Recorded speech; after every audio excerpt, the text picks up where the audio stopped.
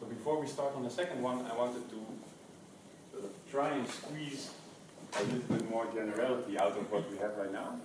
Because the second one is sort of a major attempt to do that. But let's see where we can get with sort of small things. So the first thing to do is to say, to step back and to say, what are we really testing at this point? Well, we're testing whether mean zero is a good description for our data. Right? The mean has to be zero or we get infinitely rich. And if you have this fundamental interpretative hypothesis, then you say, I don't believe it. That can't happen. So what do we do if we want a different mean than zero? And maybe we don't want all the outcomes to have the same mean. Why would we start going general? Let's have each of them potentially have their own mean. So what we do is we introduce a player who gets to tell us the mean for the next variable. So it's not necessarily the mean, but we're going to test whether those means make sense in exactly the same way. Right, so this is where we put the forecaster that plays a mean. And if the data is -1, 1, then it will not make sense to ever play a mean outside that, because then we definitely don't believe it, and we can make money for sure in that round. Okay. So now we have this mean. Let's still say that we can buy tickets called MN. There's still an outcome xn, but now if we want to buy a ticket for getting xn, it will cost us mn. So the way our capital now evolves is that we get xn, but we have to pay mn. So again, this is now a reasonable deal if the mn's are actually the mean of x. But if not, you can always take a position on the other side and make money this way. Right? So if you change the statement, accordingly you get xn minus mn and the limit of that. So this now says the limit of deviation from the quoted means is going to be 0. So overall the means made sense for the data.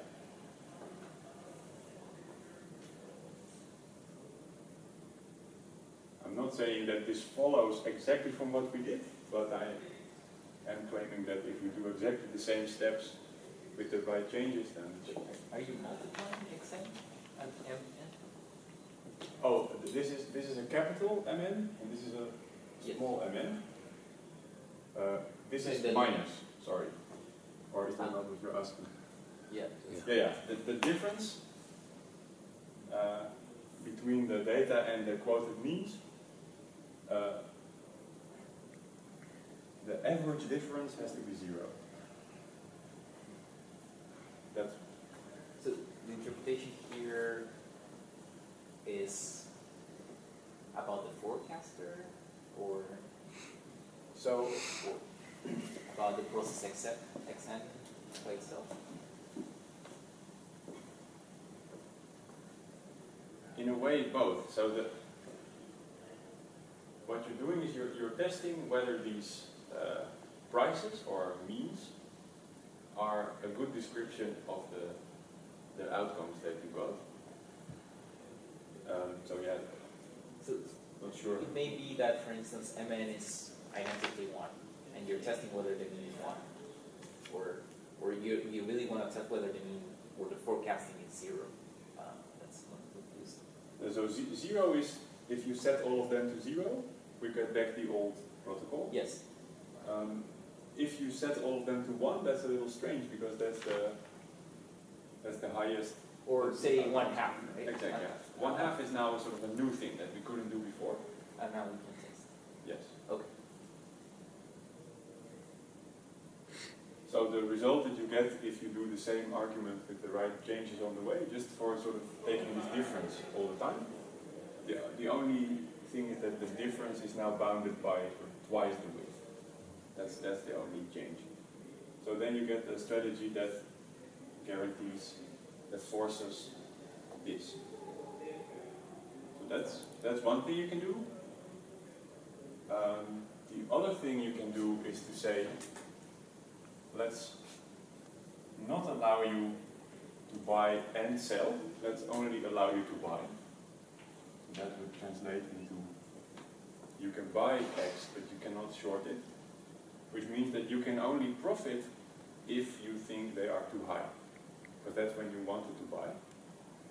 So if you look at what we just did, oh, I erased some of it, then the proof that I did here only established that the lim sup is less than epsilon, and then I said you do the symmetric one to show that the lim inf is also more than minus epsilon. You cannot do the symmetric one anymore if you're not allowed to have negative amounts of tickets. But the previous argument only used positive ones to show that now you get a statement that you can force the deviations to only be on the small side.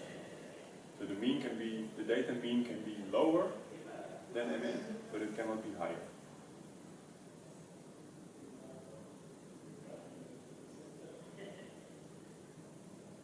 So if you go to one-sided, you can at that point say, oh, but then I may not need an upper bound on X anymore.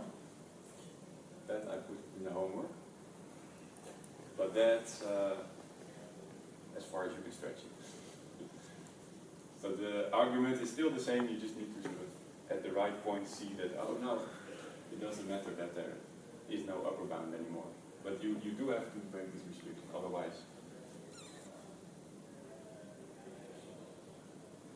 So you'll find it in the homework, I just wanted to announce it. So now we want to look at what happens if I don't have any bounds on my axis. So we're going to do the unbounded version.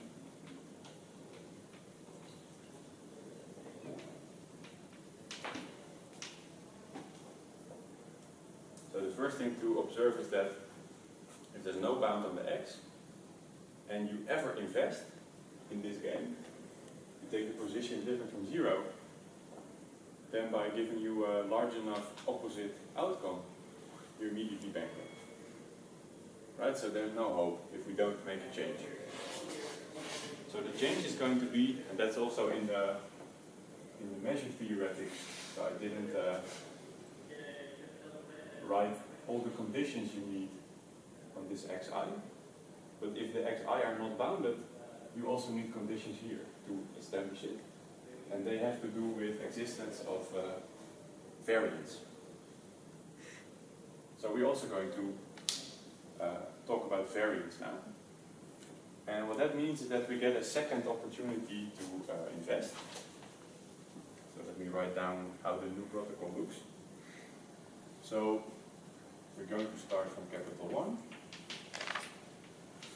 infinite number of rounds. Let's do the version here where there is a mean. So fun. So we assume that we have some source of predictive information for the data. And it's going to quote us a mean now. But we also ask it to give us a variance. Okay, so and the variance is always positive, so it doesn't make sense that it gives us a negative number. Then we can immediately make an infinite amount of money. Alright, so what can we do? So previously we could buy these tickets to bet on the mean. Now we can buy mean tickets and variance tickets.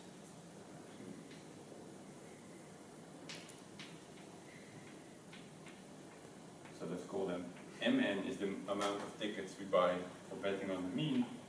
And Vn, now capital V, is the amount we bet on the variance. And again, it will not make sense to make this negative.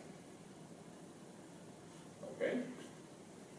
So the outcome is now unbounded.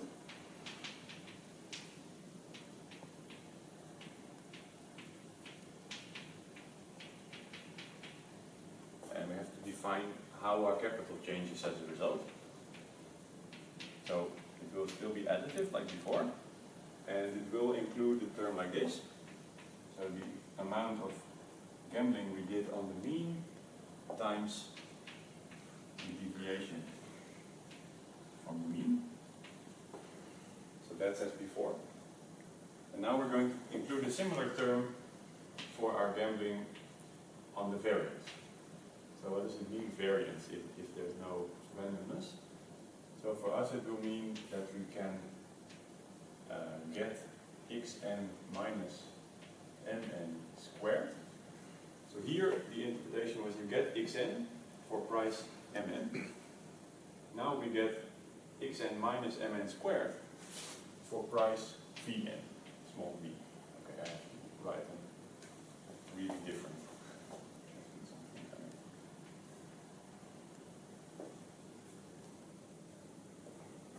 So we introduced a second gamble that we can take, which is now about gambling on the variance. So how does it help with this problem of going bankrupt in one round? Well, to make you bankrupt, you needed a large X. And if we can buy tickets that pay out a lot if X is extreme, then by means of investing in this option, we prevent being killed by a large X. So if you don't have this, you can't do that. So a different way of saying it is that there's now a counter force that prevents nature from making extreme outcomes. It's possible, and we'll see that it's not necessary that the outcomes are sort of essentially bounded like here. The bounds can sort of over time become wider and wider, but not extremely fast. So you have a certain speed with which you can still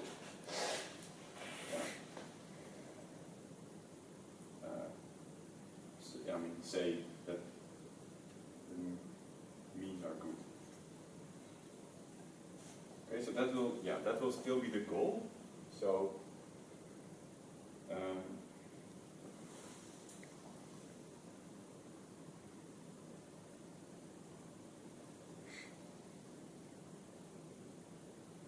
so the claim, I guess, that we are going to look at is skeptic can force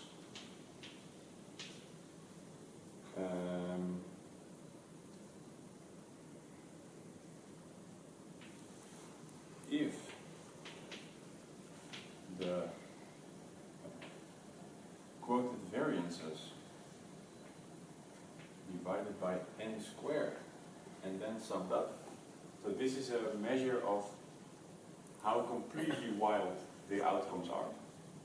Of not the outcomes, but at least the sort of the possible scope of where they fall.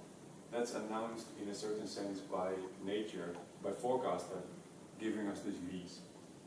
So if he really tells us extreme V's, then this may diverge.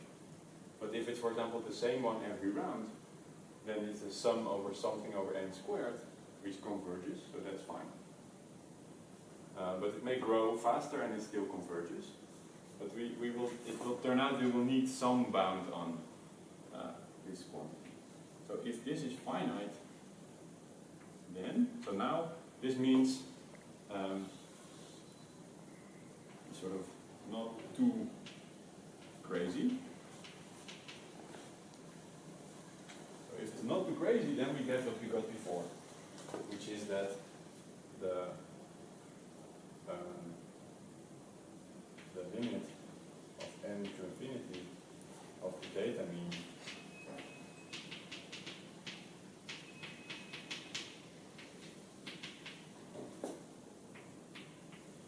is correct.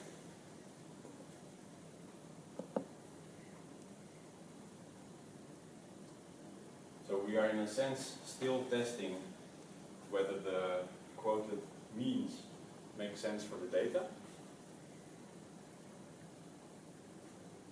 But we now don't need any bounds on the scale of the axis, but we need that the variances are sort of well behaved. These B's there are the one from the forecasting, right? Yes. The small B. Yes. That's a little small. Yeah. So this is a property that you can judge on the data. It doesn't have a relation with what skeptic is doing. So in hindsight, you can say, does this happen?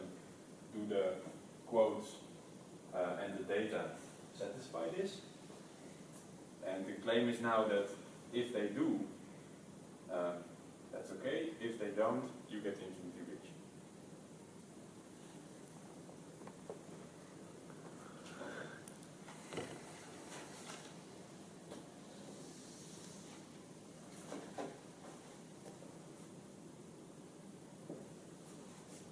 So the first thing we're going to do is simplify things a little bit and only think about MNs being 0 all the time. So without bound, if you replace everywhere x minus m by a new x, then nothing really changes because they always come together. So it means that you can just, without loss of generality, set all the means to 0 and show the result for that. So that's good. Simpler. So we only have the variance information now every round that we can also use for betting. Good. So let's say what is a strategy now? Oh, let's say what's the sample space.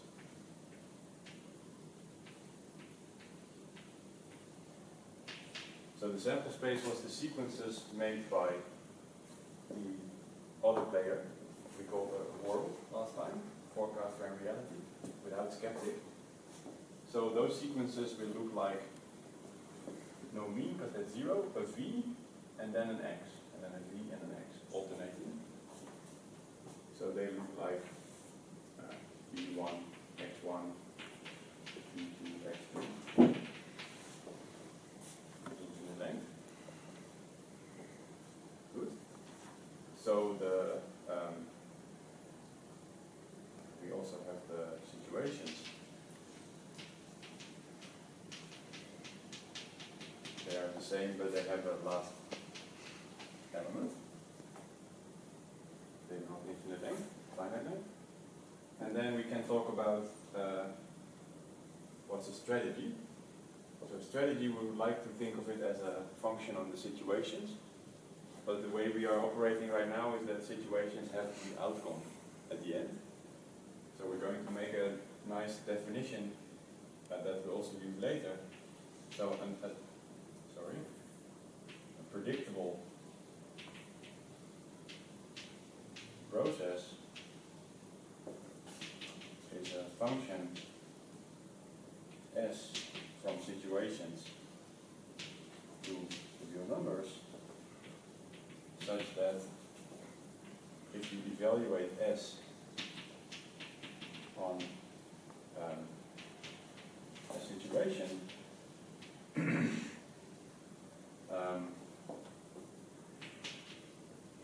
it turns out it doesn't depend on this last outcome.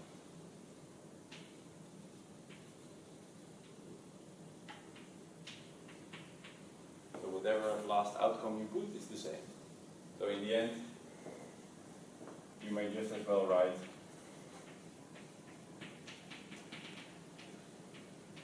without the last outcome. Okay, so that's a predictable process. You can already tell the value without knowing the next outcome. Good. So a strategy for skeptic, we will now write P M V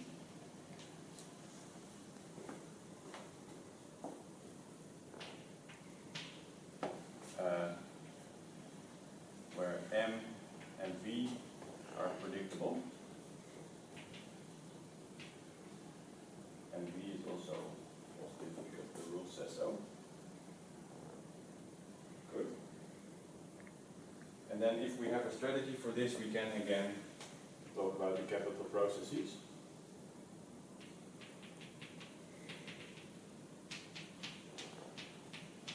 And they are as you think.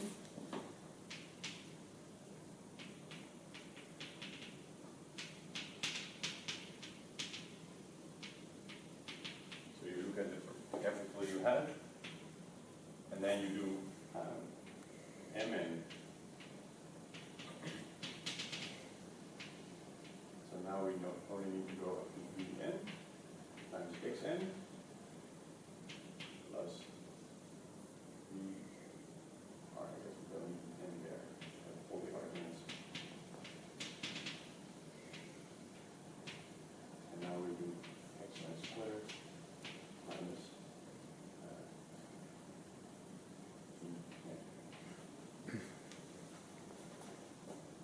okay, and we still trying to think how happy I am with the way they do this in the book, but they always like to define these capital processes from 0 first, and then sort of immediately after say, oh, but we can also start them from something. Okay, now the thing to observe is that the protocol is not symmetric. That is something new, and that's because of this fact that we cannot split the bet on V.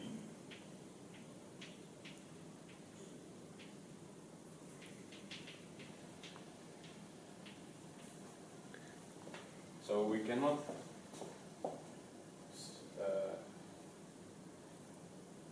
make this identification with martingales from probability theory so quickly. So we're going to call them something else. But the first thing is we have capital processes.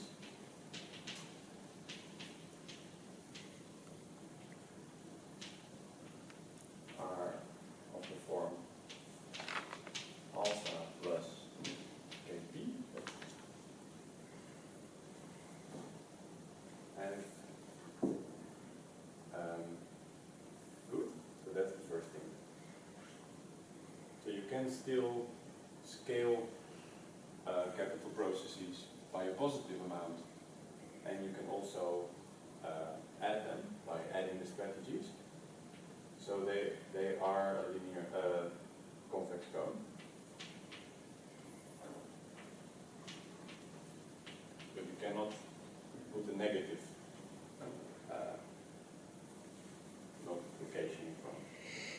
That's a little bit different. Okay. And the next thing we're going to do is we're going to talk about a weaker form of processes. So capital processes are what you can really get in this game by a certain strategy. You keep on investing, and this is how much money you will make. We're going to think about strategies or about processes that are slightly less good than that. So you can make how much they say you should have, but maybe you can make a little more. So those things are going to be called super martingales.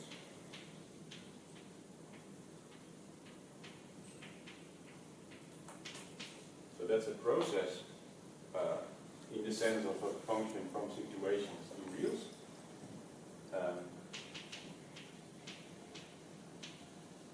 Let's call it T. And we want to be able to write it as S minus B, where S is a capital process. So that's something you can really get by investing. And B is increasing. And so if B is 0, then your super martingale is really a capital process. If B is ever going up, then that's sort of how much you lose compared to a real strategy. So at that point you're losing a little bit of money, and I think that's why they chose the letter B. They say it's the amount you burn.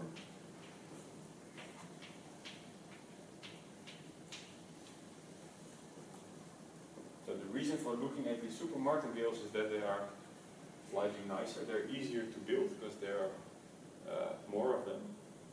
And you don't have to be as careful to be exactly sharp.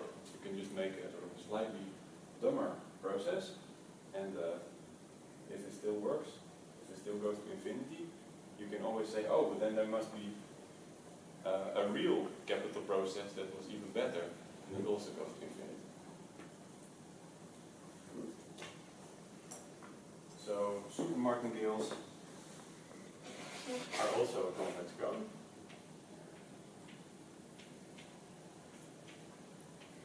You can add them. You just add the capital processes and you add the amount you burn. You can scale them. Okay, so now I want to get to the tool of importance for this